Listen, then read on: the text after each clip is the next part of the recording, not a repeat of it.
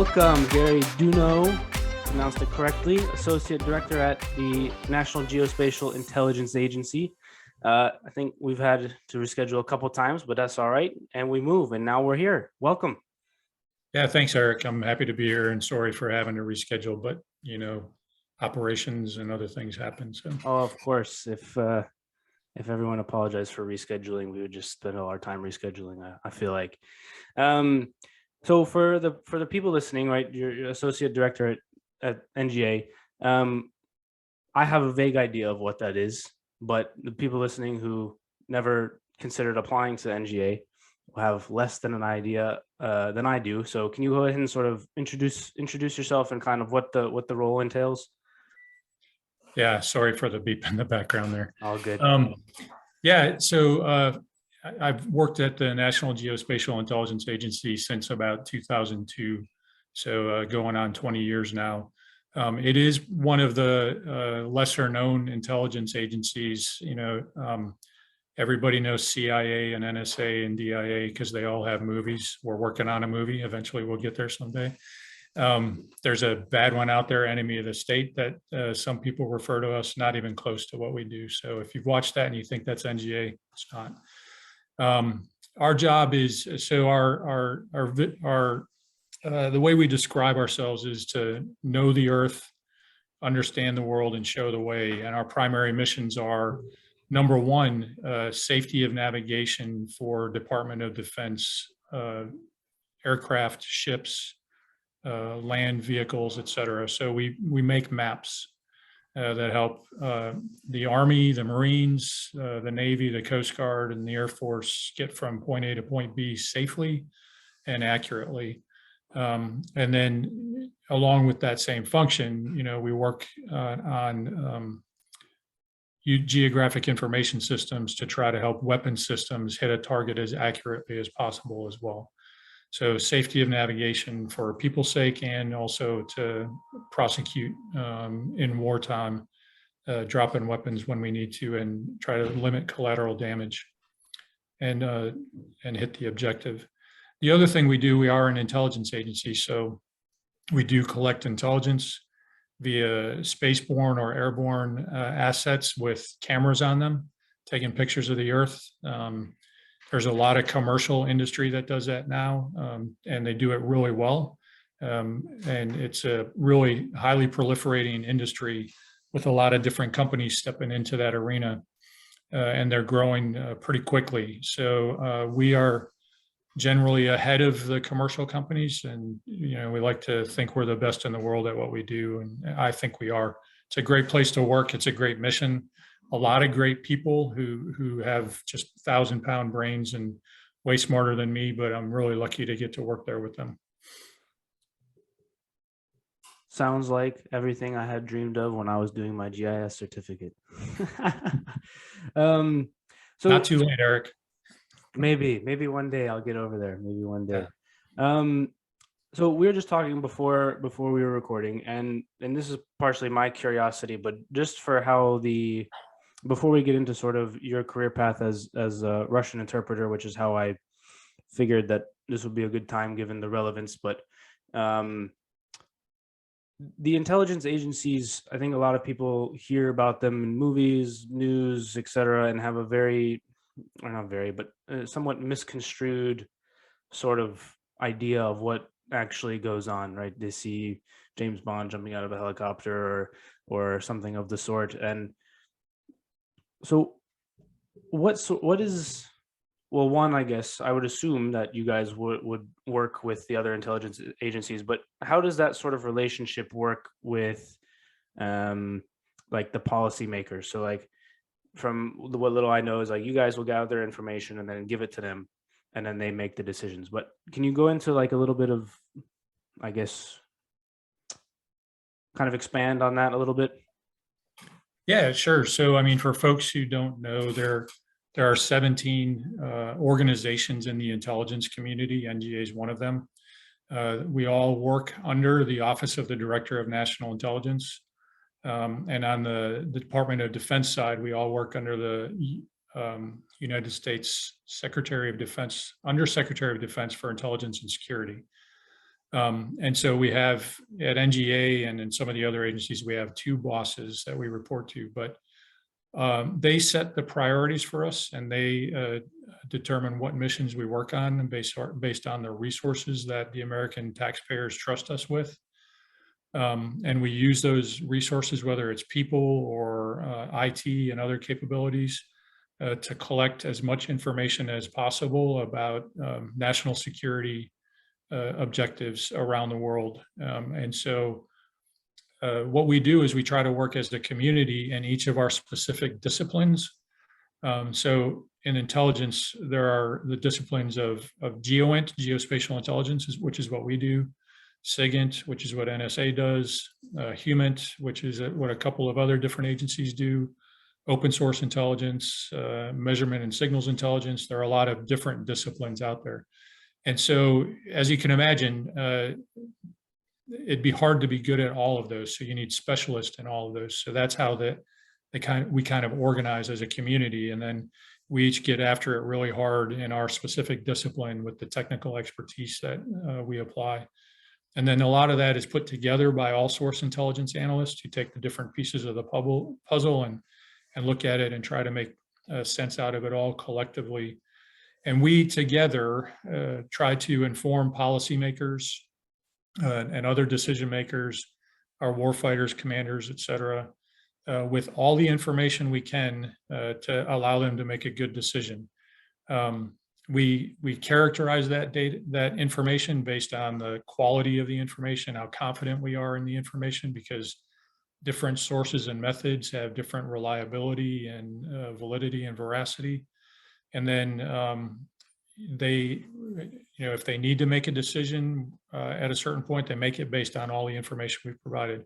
And we're constantly adding to that information to try to help them make the best decision possible. And we constantly remind ourselves that we're an apolitical function within the government. So it's not our job to support one party or another's agenda. It's our job to find the truth as best we can, and give that truth to the policymakers, and then they make a decision from there.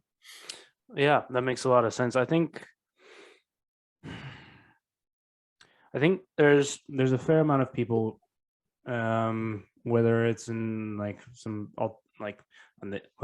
on the internet, we'll say alternative, like not the main networks, that have a level of skepticism when it comes to the intelligence community. And personally, when I hear that, it annoys me from one respect, but also what the arguments hold some water for me as well, in terms of like, okay, are we going to send our troops over to XYZ country for what most, I'll say, regular people is the middle of nowhere? With that said, can you, and also, and we talked about this beforehand, but since the information for why to go often is not available for sources and methods, means, classifications, etc., and the information for why not to go seems to be very more readily available, it seems to sway public opinion a little bit on that. Can you sort of touch on how you guys deal with that, I guess internally, but also when you're briefing whoever, kind of how that, if that plays a role in how you guys brief or not, and how you deal with that personally as well? I know there's a lot in there, but generally, hopefully that makes sense. Yeah, no, sure. So being prior military, and in many of the intel agencies, they have active duty guards, reservists, and either retired or prior military people serving in a lot of their positions. So there are a lot of us who, by the very nature of the fact that we've served in uniform, take very seriously providing accurate information to the people who would make a decision to put our nation's most precious resource in harm's way, right? And I can tell you that those decision makers, especially the senior officers in uniform, understand that we all look at combat operations as a least resort.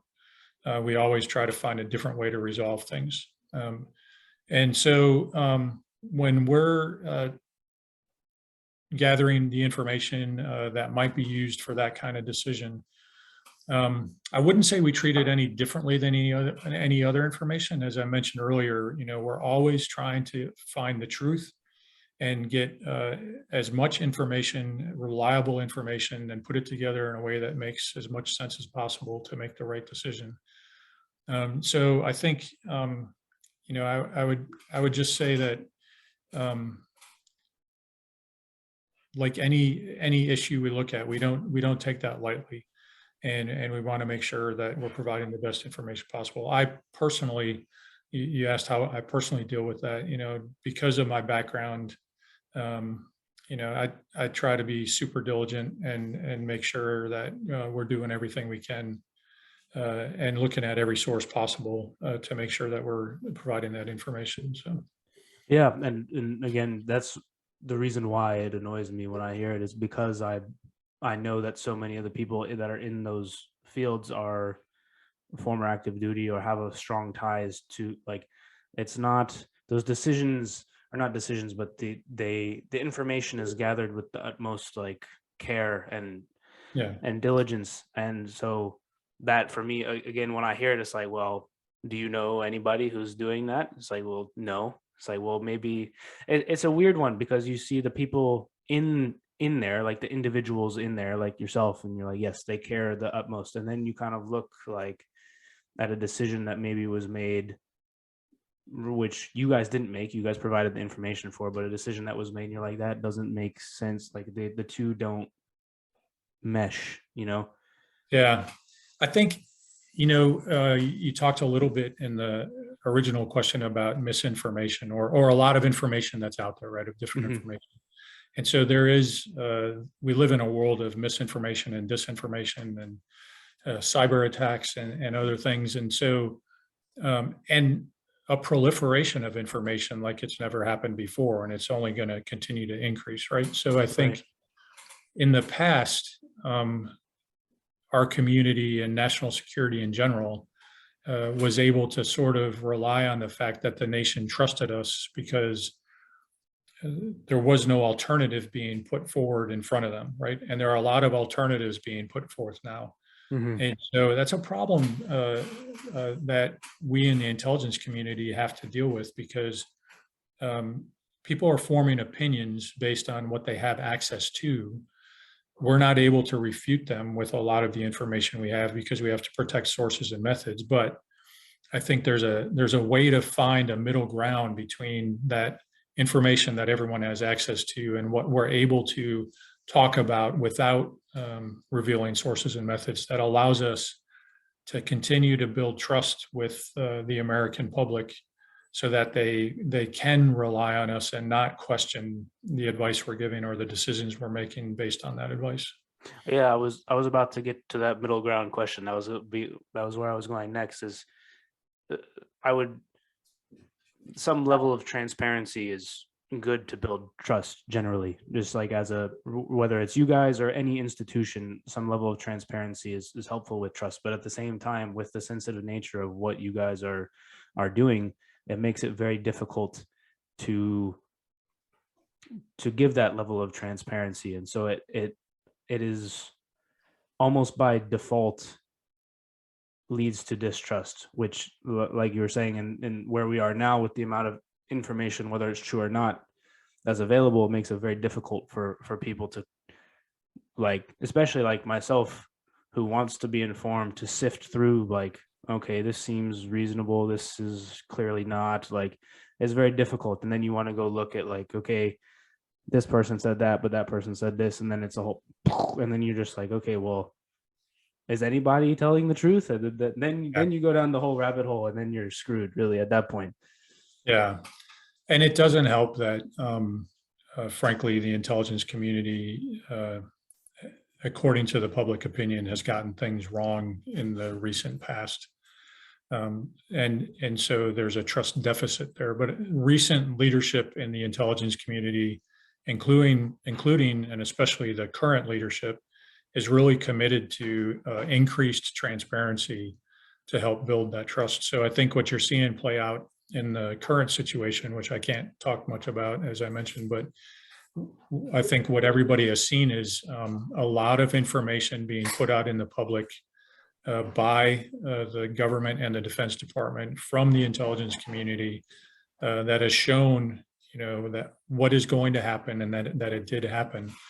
And to me, that's a critical role for us because, I don't know if you've read, there's a book, The New Rules of War by Sean McFate, and he talks about how war is never going to look like World War II again, even though that's kind of the way we prepare and plan to operate going forward. But it's really I think I'd describe his narrative as we're no longer in a state of peace. We're constantly at some kind of war, whether it's information warfare, cyber warfare, economic warfare, whatever it may be.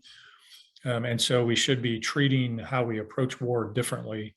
And I think in the case of information warfare, we've done that in this most recent activity. And I think it's proven to be successful, and also hopefully will be a step in the right direction for building trust with the American public and the global public, right? Yeah, no, absolutely. I mean, everything that about treating war differently is true, in my opinion, anyways. I would, I'll ask this one more question, and then we'll kind of veer back on course a little bit. But when we say that we're always in some sort of state of war, to me that seems accurate currently. A lot of like people I know, friends I have, would say, well, why can't we all just get along? And I know, and this goes back to what I said earlier about I see both sides of the why would we send people there, but also I understand why we would send people there. It's I understand that it would be nice if we could all just get along, but also other cultures don't necessarily think the same way that we do, and so we're locked in this kind of weird sort of state where it seems like everybody wants peace, but nobody believes that the other side wants peace, if that makes sense. Is that a fairly, I would say, not necessarily accurate, but decent sort of summation of where we are? Yeah, I won't say we're always in a state of war is my perspective. I'm not going to agree or disagree. That's what McFate describes in his book. Sure. And I think it's an interesting concept to have a good conversation around and think about as we're approaching things like national security, economic security, climate security, all of that kind of stuff. But I don't think it's so far off mark, right? I think nations, all nations have competing objectives, right? We're all trying to get the most money we can for our economy. We're trying to protect or get natural resources, trying to improve technology, and everybody's kind of in a race and all of this. So maybe that's a different word, right? Is a race, yeah, versus a war sometimes. And then of course, all leaders are people, and all people are flawed, right? And absolutely. they all come to it with their own perspective and challenges and positives, and so all of that comes into play in different dynamics that cause conflict of some form or another. And it hasn't and won't always take the form of combat operations, but that doesn't mean we're not in conflict, right? Yeah, absolutely. I think that's one of the things that these recent events has shown us, at least something that I've tried to do throughout as I've grown up, is understand that the decisions that are being made that might not make sense to me is because country A has a different objective than you might think, and they might care about something that we don't care about, and the person in charge of that might have differing priorities, and all these things that being here in the US we don't really think about. Well, I mean, you might because you're in that world all the time, but the regular people, right? And I think that the recent events have kind of given with this giant influx of information that's come out, I think people hopefully are starting to realize that a little bit more, people are like, well, that doesn't make any sense. It's like, well, you think about what he might want, and then you might be able to figure it out. And then like I've seen some of that online. So maybe, I don't know.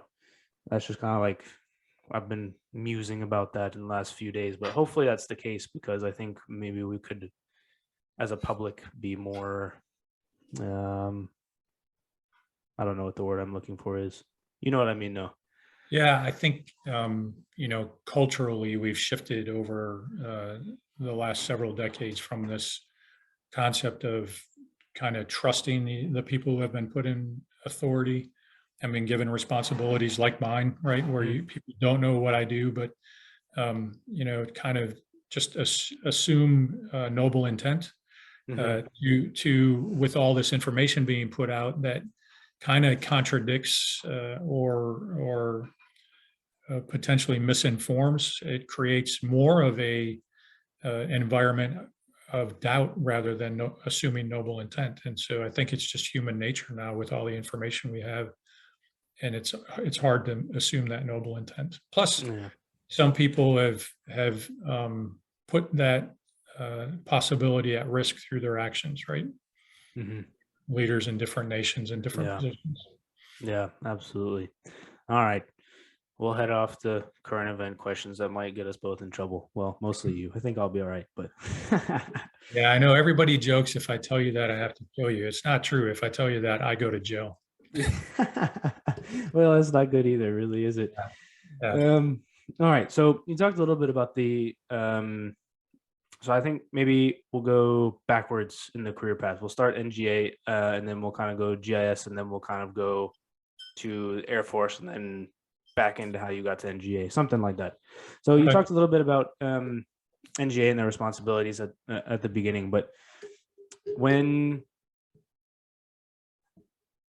what sorts of, so obviously there's maps involved and different sort of like graphs and other stuff that is involved with GIS. But for those listening that have no idea like what GIS is, or any, like, because I can picture it all in my head how it would look on a computer, but for those listening that have no idea, can you sort of describe like um maybe like kind of a day in your life, and then generally like how that kind of filters out beyond you, because you've got people under you that are doing the actual work and stuff, or not the actual work, you know what I mean?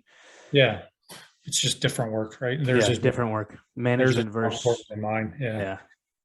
yeah. Yeah. So in the position I'm in, what I try to do is I try to bring a bunch of different organizations together to work against problems in a more efficient and effective way. We all have people that we're putting against problems, and we're all spending money on different systems to try to get after those problems, whether it's the military services or NGA or other, our international partners across the world. And so, uh, what we try to do is make sure that we're not spending the same money on the same data or the same systems or the same problem. So part of my job is to kind of take a look across all of that and say, how can we work together more efficiently, effectively, and then drive policy changes or IT changes that help make us uh, get after a problem in a different way. And as you can imagine, right, national security for us means looking at international threats and problems, and there's more work than any organization can do by itself, even collectively. And so we're trying to get after as much of that as we can. So that's my day-to-day job, is to try to help integrate all of that activity to be the best it can be. To be fair and to be honest and upfront, I've never been a GIS or GeoInt analyst. In my Air Force career, there was a time where I was an all source analyst. So as I described earlier, taking stuff from GeoInt and SIGINT and Human and putting it all together. But I've never done a GIS specifically myself. I've been around it now for 20 years, right? So, and I help at different points in my career, I helped with things like planning the collection of satellite and airborne capabilities to make sure we're getting the information we need, and working in Iraq in a deployed environment to try to pull all the right information together for our analysts to help our troops who were on the ground at the time during Iraqi freedom. But to kind of describe at a 101 level what GIS is or GeoInt is and what our folks do. They take all that information. So it can be anything from a satellite image to an aircraft image to a collection of information from a database about, where all the local hospitals are or whatever, right? And what we try to do is visualize all that information. So rather than put, 10,000 words in a document that somebody has to read through that takes them 20, 25 minutes, we'll try to put it all in a picture. And so one, I would say PowerPoint slide, but I hate that reference, right? One product that looks like a PowerPoint slide with some images, some data, maybe taking that data and putting it into a Tableau or some sort of tool that takes the data, collates it, and makes it easier to understand, and put those products in front of our customers in a way that helps them see the picture, literally the picture, more clearly and quickly so that they can make better decisions. And, my hat's off to all of our analysts and the analysts across the community, because they're really not only subject matter experts in a very technical discipline. In the case of our Intel analysts, that technical discipline is imagery intelligence and geospatial intelligence. For the folks who do our safety of navigation, we have folks who are photogrammetrists. So think, the ability from thousands of miles in space to make sure when you measure something on the ground, you're measuring it right. Pretty impressive technology. To scientists who understand the magnetism of the Earth and how that affects planes, trains, automobiles, and weapons, or the gravitational pull of the Earth and how it affects all that, and how the Earth changes due to gravitational pull from the sun and things like that. Really crazy smart people, right? And then pulling all that information together to provide some really cool information to our customers. So for you personally, that's a lot of stuff to get your head wrapped around in a very and because the stuff that you mentioned obviously is related, but it's not that related from the standpoint of if you get one, you understand all of them. There's different subject sort of fields. Like when we were taking the GIS certificate, we had specific class for the satellite imagery and stuff, and then we had specific class for the analysis of the metadata within the maps, and then they were all separate sort of things. And so for you not having that specific background, was it difficult for you to kind of wrap your head around all that stuff? I wouldn't say I've wrapped my head around it. It's as you mentioned, it's a lot. And so I've just been very lucky to have been in jobs where I didn't need to know all of that. I guess that's the thing about leadership, right? You can put technical experts in leadership positions, and in some cases you need real technical experts.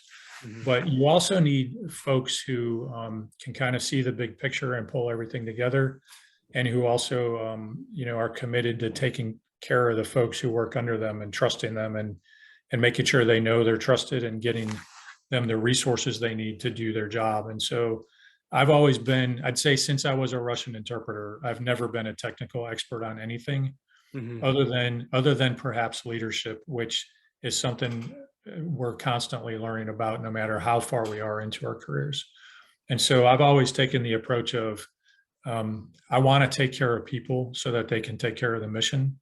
And so that I never try to I try to learn the job as much as I can and understand it so I can make smart decisions, but I never try to become the technical expert, because that would distract me from taking care of the folks that we have. And I think it would also, in some cases, create an environment where they think I'm starting to create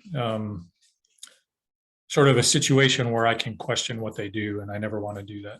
So. Yeah, that makes total sense as well. I think that's sort of the world that I've been in at the moment. I work with a lot of software developers, and I don't know how to code at all. I know enough to understand what they're saying. I know some basic Python, some other stuff, but that's sort of the world that I found myself in, where I tell them often, like, tell me what you need and I'll try and get it for you. And that's sort of, I also enjoy that type of role because it allows me to be curious about different things, and also it's kind of a way to experience different sort of projects and things, and because you're not siloed into one specific thing. Have you found that as well in your career? Like, kind of, you've been able to bounce around different projects and learn cool things. Absolutely. And I've worked everything from policy to analysis to collections. And what's really interesting is when you get that sort of breadth of experience, it allows you to see, like I mentioned earlier, the big picture and how things can work together and should work together. Which a lot of the folks who are doing the really high skill technical stuff, they like what they're doing, right? And they don't want to have to be bothered with all of that, you know. Oh, for It's sure. They hate it. They're like, just leave me in my office by myself and let me invent stuff. It's like, all right, sounds Yeah, good. and we want them to do that, right? Yeah. Because they're so good at it, and they're going to come up with stuff I never thought of. But at the same time, you need someone to put all that stuff together. Yeah. No, absolutely. There's a couple guys at my company that are like that, where they've been promoted into like director positions, but they have no personnel under them. It's just like so they could get paid more to keep inventing things. It's like, I mean, fair enough, Ben. You do that. Yeah, It's like, couldn't be me at all. yeah. And um, I think ideally, right, if you have a leadership team, like most of our organizations have two people in charge of them, a mhm. director, a deputy, or something like that. Ideally, you want someone who's got technical chops and someone who's got leadership and management chops, and then they complement each other, and it works well for everybody. Yeah, yeah. I mean, in an ideal world, that would be Yeah, the case, wouldn't it? yeah, Um, just out of personal curiosity, because I've experienced this slightly, just with um when I try to look at big picture and I see like how something could work, like for like with a soccer club, for example, or something like that, and it's not working like that. Do you ever get that? And you're like, why are they just not doing that one thing that seems so obvious to me? yeah, all the time. And so, I mean, that's part of why I've applied for a lot of the jobs I've applied for, because you see that something is obvious to you, but it's not being acted on, and so somebody's got to step out there and try to drive it in that direction. And I don't think it's I don't think it's due to malicious intent or Yeah, neglect or anything. It's just people get focused on their job, and it's hard for them to lift their heads up sometime to understand that bigger picture. And plus, also, people do things a certain way for, over a certain period of time, and then they don't question it anymore. yeah. I experienced that in I was working for Fairfax County, the public works department, and I went in to help them like reroute all their trash routes because they have a fleet of trash trucks. And some of the drivers that had been there for like 20, 25 years were like, get the map kit out of here. We've always done it this way. We don't want to change. Even though the routes were like, they had one truck here, a different truck here, and then the same truck over there, and it would cross, and it would be like, why would you not just use the one? It's like, Yeah, it was like what a concept. But they were like, well, we've always done it that way. It's like, all right, dude. It's like, don't tell me that. Tell your boss that. yeah. It's kind of like Moneyball, right? I mean, when you Mhm, start looking at data, and there's all kinds of books, right, about gut instinct versus using data to make decisions, and mhm. how gut instinct is almost always wrong. But Yeah. that's human nature too, right? Because Mhm, innately we think we're really good decision makers based on what we know, mhm. but oftentimes the data proves that wrong. Yeah. When throughout your career, learning, having been in the management and like leadership sort of realm, how have you, hmm, so obviously you would have to adjust going from program to program or project to project, but what's sort of been like when you go into a new role or a new project or a new program, and you have to learn the new people and how they go about doing things, and it might even be in the same organization, but they have a different style of doing so. Like one team might do daily stand-ups and another team might not want that. How do you sort of navigate that as you like go into a new project or program? So I think it's really important when you first come in, not coming in and try to make your mark right away and make a bunch of changes. I think you need to take a certain amount of time. There's no like specific, I think, ideal amount of time, but a couple of months up to 6 months to kind of just see how things are working and inventory things, and take some time to get to know, depending on the size of the organization, to sit down with all the people in the organization and talk to them and get their thoughts about what's good, what's bad. I think when you do that, you'll find sometimes that's the first time anyone's asked their opinion, right, and actually listen to them. And so that's a good exercise to build trust. And I think also not making changes in the first couple, few months lets folks know that you value what they do and you don't think you're smarter than they are without taking the time to get to know the mission as well as the people. And so I think it's really important to just kind of demonstrate that you're interested in learning, you're curious, you don't think you know everything, right? And then take some time to assess and communicate. I can't stress enough the importance of communication and erring on the side of over communication.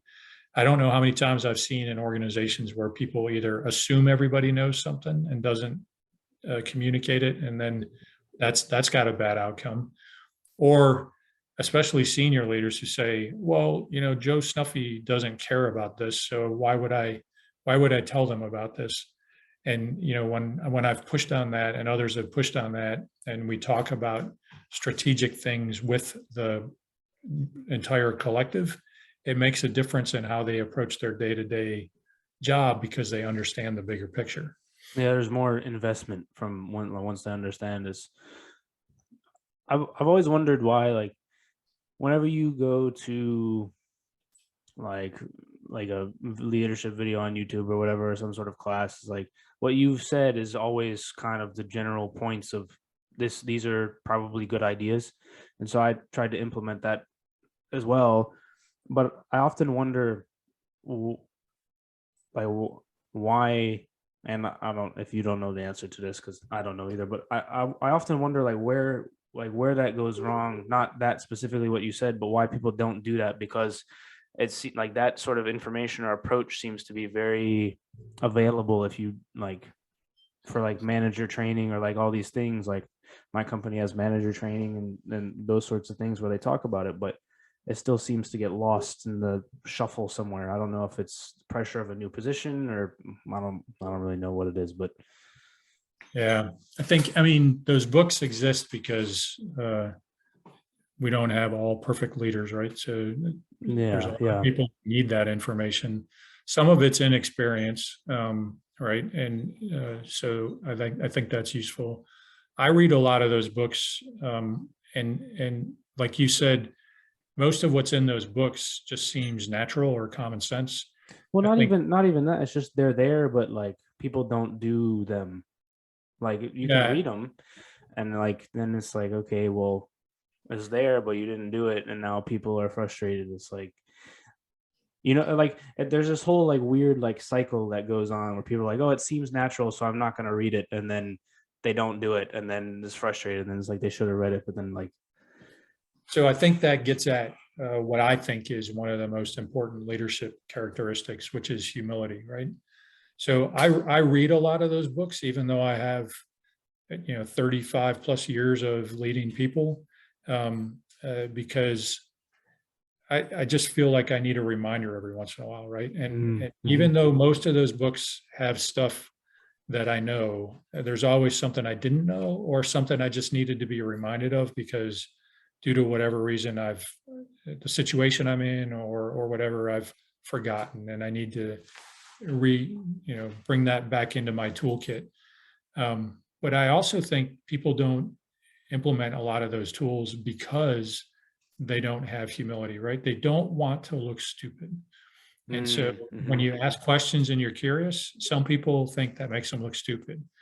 When you're communicating, over communicating, some people think it makes them look stupid. They want to hoard information because then they're important, right? And Mm-hmm. so I honestly think humility is probably the most important leadership quality, because once you realize you're not all that, right? And you're not always the smartest person in the room. In fact, you're rarely ever the smartest person in the room.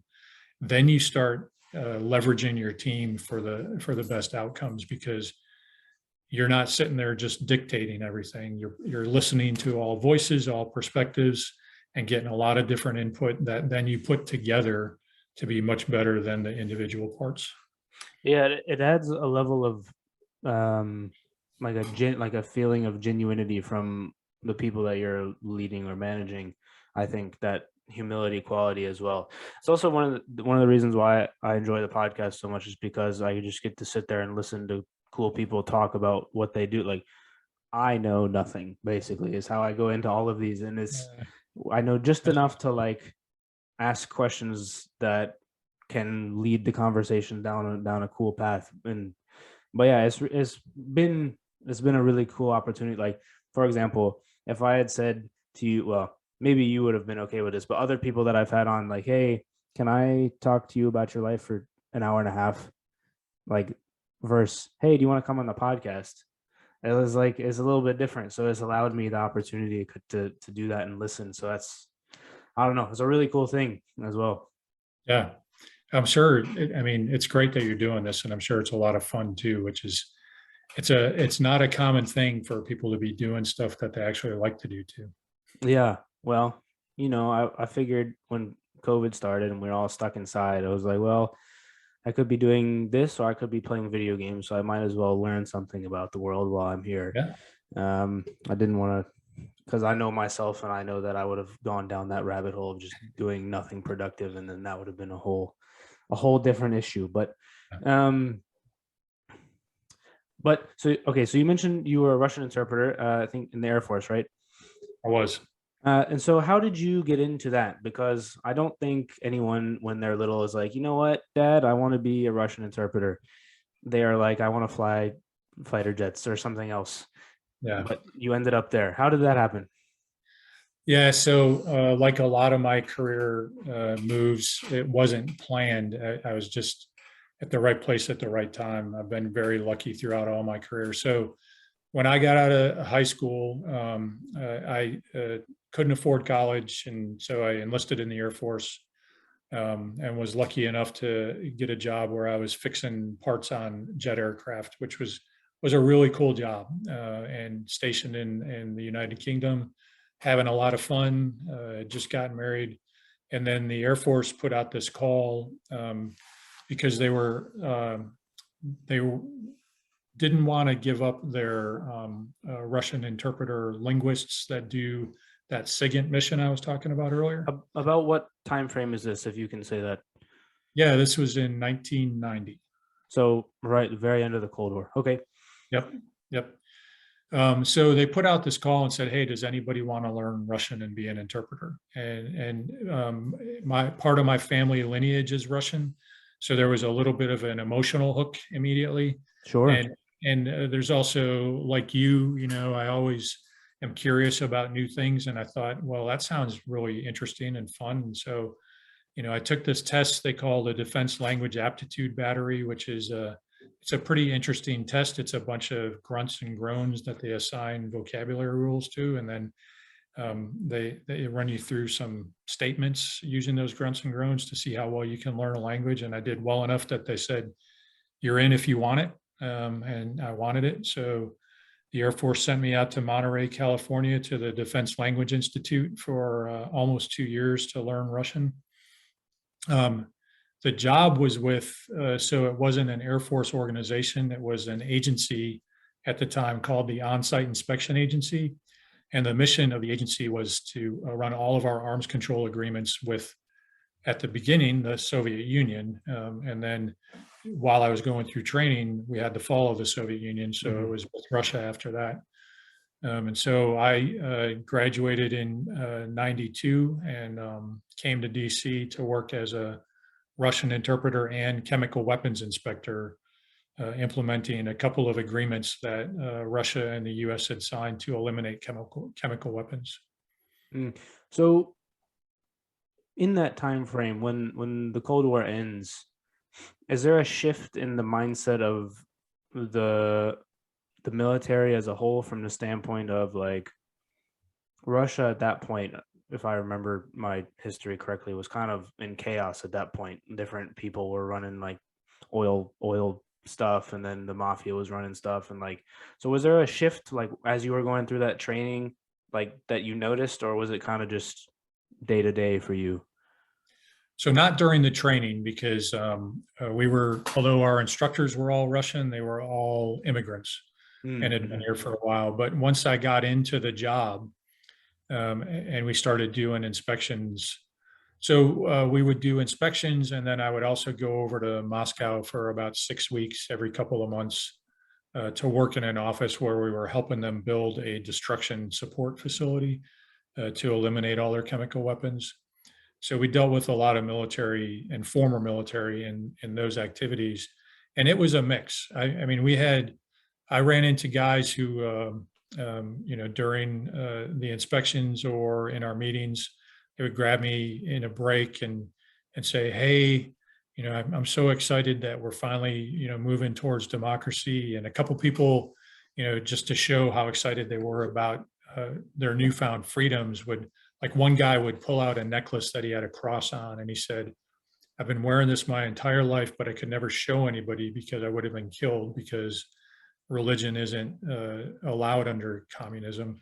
And he said, "I'm so happy I can wear this openly now," right? And then on the other side, we'd go through inspections with these crusty old Russian colonels that really still wanted it to be Soviet and were just kind of grumpy and cranky and mad at us that, they thought we were the reason the Soviet Union fell. And um, it was always an interesting conversation with them because they weren't unprofessional, but you could tell they were resentful of the situation their country was in. That's very interesting, and I that is not even what I meant by the question, but it's interesting that you went there because that's something as well that is hard to consider from my point. I was born after the Soviet Union fell, and the only story that I know firsthand was my mom. So my granddad decided that it would be a good idea to send my mom there when she was in college on like a field trip or something, and nobody I like when they tell the story now, it's like, "Granddad, why did you think that was a good idea?" And he was like, "I don't know." I was like, "Okay, well that seems like fun." But the story that she brought back with her was when we were kids, we always used to tear our napkins in half because when she was there, she was like they didn't have anything and they did that, and I just carried the habit with me. But that's interesting that you talk about it because you never hear like what the Russian people like thought about it afterwards.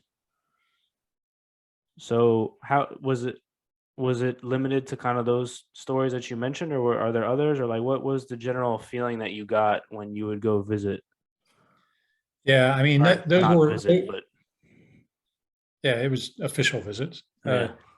Yeah, I mean, those were most of my interactions were with those kinds of people because we were working all the time, so there wasn't a lot of free time to go around. But you read in the news all the time about Russian entrepreneurs, because of the opening things up and the economic freedom and establishing stores and um, that was around the rise of the initially computers and the start of the internet. So there's a whole industry in that field, and a lot of people, a lot of Western businesses coming in then after that and establishing presence in Russia.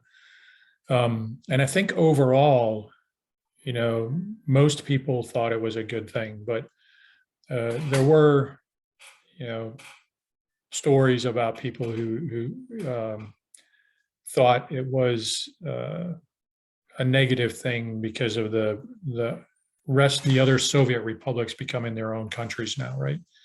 So I think it's hard to quantify, you know, sort of a percentage wise how many thought it was positive and how many didn't like it. But you've seen again, not referring directly to current events, but that situation hasn't changed, right? There are people who still want things to be the way it used to be, and others who were happy with the breakup. Yeah, it's very interesting because that generation of people who want things to stay, you would think are gonna be at the point where they're kind of, well, moving on with life, I guess you could say is the nice way to put it.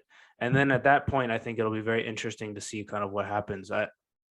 Because it's always been Russia and the Soviet Union has always been like a mystery, right? In school, it was always like they were not really like it was like European history, but it was Western Europe, and then it was like, all right, World War One, they're kind of involved, then Communist Revolution, then Cold War, and that was like kind of what you got. So it was always like a mystery because there wasn't a lot of stuff coming out of Russia from the standpoint of like writings or other stuff because it was closed off in that way. Yeah. I'd say, touching on Russian history a little bit, right? So they're a very proud people, very patriotic, right? They love their history. They're very strong people because they've had to suffer so much throughout the course of their history in general. But what I thought, one thing I learned in my last job, I was stationed in London for a couple of years, and it's always funny because I had grown up thinking, America was one of the youngest countries in the world, and a lot of European nations would make fun of us for being kind of the kids historically. But when you actually take a look at some things, uh, a lot of European countries, including Russia and at the time the Soviet Union, were younger than us. It's just they have a Yeah. longer history that's accounted for because of the concentration of people within the European continent. But even that, things are the people who call themselves Russian. If you pull that thread all the way back, are really kind of Nordic and Turkic and Mongol, and even Pict and Celts moving from Eastern Europe that direction, and some of them went to Ireland and Scotland. So, what is Russian? Yeah, it's really weird is when you really go back throughout like and you get to basically the fall of Rome, all that whole history is so odd from the standpoint of there's all these like tribes, I guess, and then there's kind of arbitrary borders that were drawn in like more colonial times, but they don't really fit where all the tribes were, and so you get like these weird divisions in places and like for example like Catalonia in Spain and like all these things that are like they're it's very odd. It's like to really you could go down a rabbit hole of so many of those things. Yeah, so one of the things our agency does, in addition to what I mentioned earlier, is something called human geography. I'm not sure if you've heard it or if you're a Hmm. listener who's Yeah, heard of it. took a couple Yeah, classes in it. yeah, I think it's pretty fascinating because, like you said, if you look at history, the borders that we have today don't necessarily reflect where the lines actually exist from a ethnicity perspective, a cultural perspective, a language perspective. That's what I thought was kind of cool about the Kenyan ambassador to the United Nations comments the other Mhm. day about, where borders are based on history versus moving forward with the borders that you have. Yeah. Strange world. All right, so you go through school, you're doing or language school, you're looking at chemical weapons and all this wild stuff. And as you're going through that, is that kind of did the job shift at all over to the I guess but 12 years you were in the Air Force? Is that am I doing the math right? 12, 14 years, something like that? Yeah, I was 20 total. So when I started learning Russian, I had been in for 5 years. Ah, gotcha. When I finished that job, I finished in 96. So I had been in for almost 11 years. So you go through your Russian interpreter and then in 96 what happened because you said you started at NGA in '02, right? So what happens like how does that transition work? Yeah, so I stayed in the Air Force for a total of 20. So what happened in 96 is I had gotten my degree while I was working as an interpreter. And so I applied to become an officer in the Air Force. And so they accepted me to become an intel officer.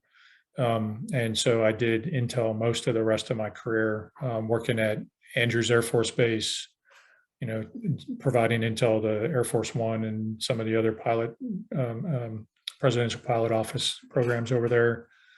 While I was there, deployed, as a loose term, Yeah. deployed to England during Allied force to help work some targeting programs. And then my family and I moved to Guam for 2 years in about 2000. And I worked there, not doing intel. I ran a protocol office, and I was a general's aide for a year. And so it was a different kind of job, but and it was funny because everybody told me it was a terrible career decision to go take a protocol office because you're an intel guy and it's the farthest thing from it. I went for personal reasons because of some family things that had happened, but it was a really great decision because when you're a protocol officer on an Air Force base, you have to engage with every organization on the base. So that's the point, I think, in my career that took me from what I was describing earlier, right? Head down, knowing my job, knowing what I'm doing, and not worrying about the big picture because somebody up here is doing that. When I had to work protocol, I had to know everything, right? And pull my head up. And then did a decent enough job at that job that the 2-star general who was in charge of the whole region said, "Hey, why don't you come be my aide for a year?" Which then getting to work with him and seeing how he looked at things and how he made decisions and the information he gathered and how he ran things. And he was a great guy and really good at what he did. Allowed me to get an even more strategic perspective. And then from there, just real quickly, because it's kind of a cool story. Yeah, go for it. I was sitting in my office as the general's aide, kind of looking over the runway, doing my day-to-day thing. And I got a phone call out of the blue from this guy who I'd gone to officer training school with, who we had become friends in officer training school, and really good friends. And he called me and he said, "Hey, Gary, I know you're getting ready to leave this summer. I have a job for you." And his name was Rashid. And I said, "Great, Rashid. What's the job?" And he goes, "I can't tell you." And I was like, "You can't tell me?" He goes, "Nope, can't tell you."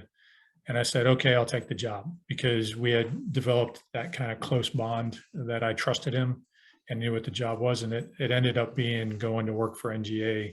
Just at the time, it was, I was not in a classified space. It was a very classified job. So he couldn't Mhm. tell me anything about it. But, I tell that story to talk about the importance of relationships and trusting people and taking a chance on people you trust. So. Yeah, that's really cool. I don't I don't know if I'd have done that, to be honest, but uh real quick, for the what exactly is a protocol officer? So they're the folks who take when DVs, distinguished visitors, come to visit. They're the folks who take care of putting everything together and all the details and tours and meetings and things like that. So in my case, because I was in Guam, they called it essentially the Shell station in the Pacific. So it's kind of like right in the middle of a whole bunch of stuff. So a bunch of people who are flying to Japan or India or Hawaii or whatever, you got to stop there to get gas. And so we'd always have generals or senators. In one case, I had on 9/11, President Clinton came through Guam. So at the time, Bush was president, but President Clinton was in Australia. And because of 9/11, he had a military aircraft was taking him back to the US, and he stopped in Guam and had to take care of him and his team and make sure they had everything they needed. It's a very, I call it sort of a wedding planner job. It's making, dotting I's and crossing T's and, doing whatever you need to do to make sure that they get what they need so that they can move on to their next thing. Yeah, that makes sense why the other intel guys said you were crazy. Yeah, it Now. does. It does. So was it weird to be around like these generals, and after you took the job, was it weird to be around these people that I guess beforehand you wouldn't have really interacted with all that much, like these generals or President Clinton or any of these other people? Was it like strange to be around them, or were they just people at the end of the day, or both, I guess? Yeah, I think because of my Russian interpreter job, I got to interact with a lot of people at that level. all the way up to the Secretary of Defense interpreting for different things. And so and by that point, I knew they were all just people, but respected the position, right? And Mm-hmm. I didn't treat them cavalierly, but I also knew I had seen through interaction that they're just like you and me, right? They're human, they're flawed, but they're obviously very successful because of where they are. They got there for a reason. So yeah, it didn't. I wouldn't say it fazed me at all. I treated them with respect, but also understood that they were human beings. Yeah, that's a weird, or not a weird, not necessarily weird, but to respect the position, but understand that the person in the position is human, is a kind of very nuanced distinction that I don't like. When I've met people, I've tried to remember that sort of nuance within it, because I don't want to be weird, and like I feel like they also don't want the person that they're talking to be weird, because that's Yeah, not helpful really to anyone. Um, but at the same time, for some people, you can't help but kind of be like, whoa, it's that guy yeah. or girl, And woman. they'll all come at it differently too, right? Like Mhm. going back to that humility discussion, some of them don't have any humility, and some of them have tons of humility. So you'll know when you start interacting with them. I think as long as you always respect the position, Mhm. uh, you'll know how to interact with them, and you'll see after time whether you respect the person or not. But that shouldn't change how you interact with them from a respecting the position perspective. Yeah, absolutely. Has that been? I obviously don't throw anyone under the bus, but when with your job at NGA, have you had that sort of um, this person is not my favorite, but their position is of such importance that, like, how do you deal with that when you're briefing? Because I can picture if like you're having a bad day and you don't really want to see it, like insert whoever person here, just like any work relationship. But when it's somebody who's like important, is that difficult to kind of go about doing, or do you have sort of method methods and sources that you use to, oh geez, methods and sources that you use to kind of get around that? Yeah, I can't divulge my sources and methods here. No, there's two things I do. Number one is um, I always try to kill them with kindness, right? So Mm-hmm. if the person's a jerk, I never reciprocate. I always try to be super nice, overly communicative, and treat them like I won't say my best friend, but treat them well, and eventually they all break down, right, and end up becoming a nicer person. Mm-hmm. And it always works, I think, to my advantage. The other thing is, uh, and this is a little bit, maybe a little bit, well, it's arrogance balanced with humility, right? When I joined the Air Force, I didn't expect to stay in more than 4 years, and didn't expect to become an officer. Didn't expect to become a senior executive in the government. All of my expectations were kind of peaked when I became a Russian interpreter. I thought that was the coolest thing ever. And everything since then has been like gravy. So I almost approached those interactions as what have I got to lose, right? To be honest and just be myself and not worry about, if I have to tell this person that they're being a jerk, I'll tell them they're being a jerk in a professional and polite way, right? Or if I tell them I think they're wrong or I disagree with them, I've never ever hesitated to do that. And just like I've never hesitated to, when I've had um, to deliver a message that the workforce isn't happy about, um, or I know they're not going to be happy about, I don't run away from that. I'll just stand up and say, hey, here's the bottom line. Here are the facts. And I think you deserve to know what's going on. So that's allowed me a lot of freedom in the last decade or two in my career, to be really frank and honest, and all with the objective of doing what's best for the organization and the people I work with. Yeah, I'm asking those sorts of things out of just curiosity from myself, for how to go through my own career and life and in that sort of situation, because everybody runs into those at some point in their lives. So, um, and like you said, to be frank and honest, like to deliver a message that people might not want to hear, if you've got that humility or that quality that people know that you're being genuine, it's like that built up trust type thing where they're not going to shoot the messenger at that point, which is also very important for maintaining like the transparency and the level of trust that your people have in you, which is like goes a long way for sure. Yeah, I like to think so, and I try to be as transparent and authentic as possible with folks. And even when it's gone wrong, in the end, it's gone right, because most people appreciate that transparency and authenticity over time. Yeah, we've been talking for almost like more than an hour already. So I got one more question for you. Okay. And that is, if you had to give one piece of advice for people my age, college age, about starting in their career and kind of moving forward, what would that be? I would say take chances. So going back to my story about my friend and I got a job, Mhm. right? Take some chances and see, do some things that you wouldn't have expected yourself to do, and you know, pursue things that aren't within the normal your normal thought process, and see what happens. You heard it here first. Take chances. Take smart chances. Don't do dumb things, people. Yeah. I really appreciate having you on. I learned a ton. I could talk to you for probably ask you a gazillion questions for forever, but for maybe not the internet. That sounds good. Any last nickels?